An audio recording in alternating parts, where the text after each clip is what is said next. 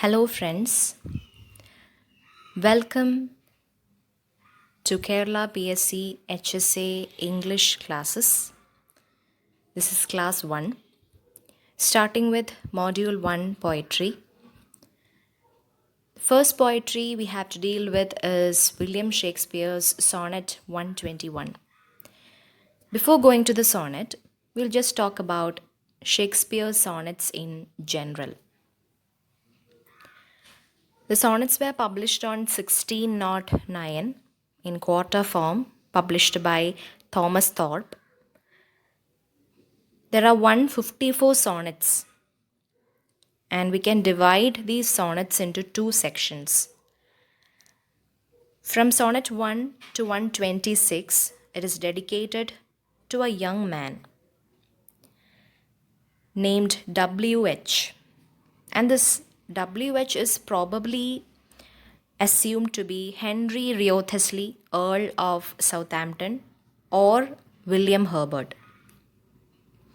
And the next section from 125 to 152, it is addressed to a dark lady who is considered to be Mary Fitton or Amelia Lanier. And the last two sonnets, 153 and 154, these sonnets are addressed to Cupid. So, we all know about sonnets. It has 14 lines with 3 quatrains followed by a final rhyming couplet, that is a Shakespearean sonnets format with a rhyme scheme AB AB, CD CD, EF EF EF and GG, written in iambic pentameter. The theme will be discussed on the 3 quatrains and will be concluded with the final couplet. So the major themes that are discussed in Shakespeare's sonnets are time and immortality, beauty, love, and power of poetry. So coming to our sonnet, that is sonnet 121, 'tis better to be vile than vile esteemed. So Shakespearean sonnets do not have any title. It is mainly known through the first line of the sonnet itself.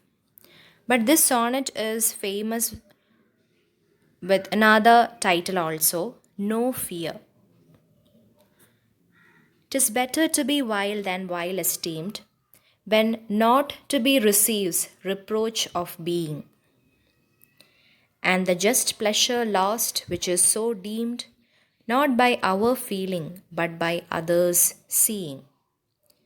For why should others' false adulterate eyes give salutation to my sportive blood? Or on my frailties why are frailer spies, which in their wills count bad what I think good? No, am that I am, and they that level at my abuses reckon up their own. I may be straight, though they themselves be bevel. By their rank thoughts my deeds must not be shown, unless this general evil they maintain. All men are bad, and in their badness reign. So Shakespeare says that it is better to be bad when people think that you are bad. They accuse you that you are doing something bad deeds, but actually you are not. And you are not enjoying the result of that bad deed. Then Shakespeare says that it is better to be bad. At least you can enjoy the pleasure from that bad deed. So he questions that why should people who are corrupt themselves should question you? People are even weaker than ourselves. And why they pry into or look into another's weaknesses, deciding that what I think is good or bad. So Shakespeare decides that I am deciding what I am, not other people. I may be good or bad. So, people who accuse me are only revealing their own corruptions. They are bad themselves. That's why they are projecting their badness on other people. It's just like Sigmund Freud's defensive mechanism called projection. So, maybe I'm straight, maybe I'm not. So, people have no right or they should not bother on others' business. But you have to believe, all people must believe that all men are bad. And the badness always reigns. So, to conclude, Shakespeare's Sonnet 121 belongs to the fair youth sequence. That means it belongs to the first section, which is dedicated to the young man. So, the poet expresses his love towards his young lover. And Shakespeare is known to be homosexual. So people may be, finding him as a bad person. But Shakespeare decides not to, bother what people are saying about him. So the poet condemns hypocrisy and decides that he will do as he like. People are bad, all are bad. So there is no point in finding fault among ourselves. John Donne's poem, A Valediction Forbidding Mourning, is a metaphysical poem written during 1611 or 1612. It was first published in the 1633 collection Songs and Sonnets, 2 years after John Donne's death. The poem consists of 9 stanzas with 4 lines in each stanza. So total there are 36 lines with ABAB rhyme scheme written in iambic tetrameter.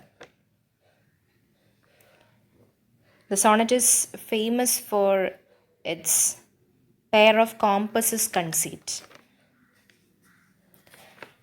So conceit, it is an extended rhetorical device summed up in a short phrase that refers to a situation which either does not exist or it exists rarely but is needed for the plot. So the occasion in the poem was Donne's departure for France with Sir Robert Drury. The poet addresses the lines to his wife Anna More.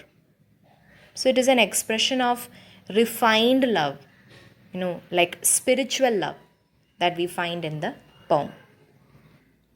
Many writers and critics have different opinion about this poem. According to Greason, it is the tenderest of Donne's love poems. Then for Coleridge, it is admirable poem which none but Donne could have written. And for Dr. Johnson, it is the most heterogeneous ideas are yoked by violence. So here in the poem, the speaker explains that he is forced to spend time apart from his wife. But before he leaves, he tells her that their farewell should not be the occasion for mourning and sorrow. They should not cry and weep and create a mess. So they should part in the same way like virtual men die, mild and without any complaint. He says that so they should live without tear floods and sigh tempest. They should not create a flood with their tears and create a tempest with their sighs. And they don't want to publicly announce their feelings about their love. The speaker says that when the earth moves, it brings harms and fears. It creates havoc. But when the spheres experience trepidation, though the impact is greater, it is also innocent. The love of dull sublunary lovers cannot survive separation. The earthly lovers cannot survive separation. But it removes that when constitute the love itself. But the love he shares with his beloved is so refined and inter-assured of the mind that they need not worry about missing eyes, lips, and hands. Though he must go, their souls are still one. They are one. And therefore, they are not enduring any breach. They are experiencing an expansion.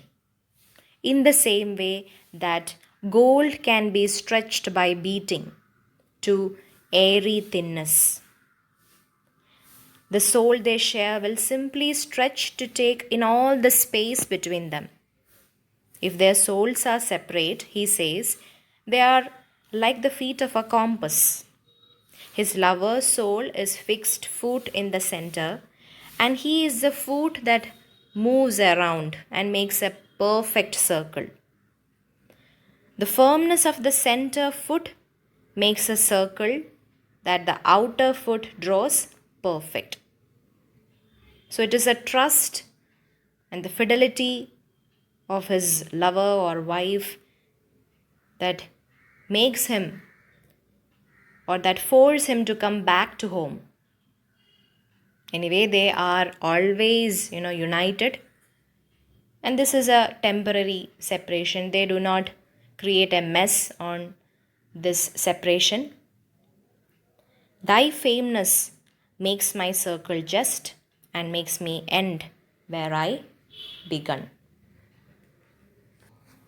So in this poem, Donne contrasts physical and sensuous love with spiritual love.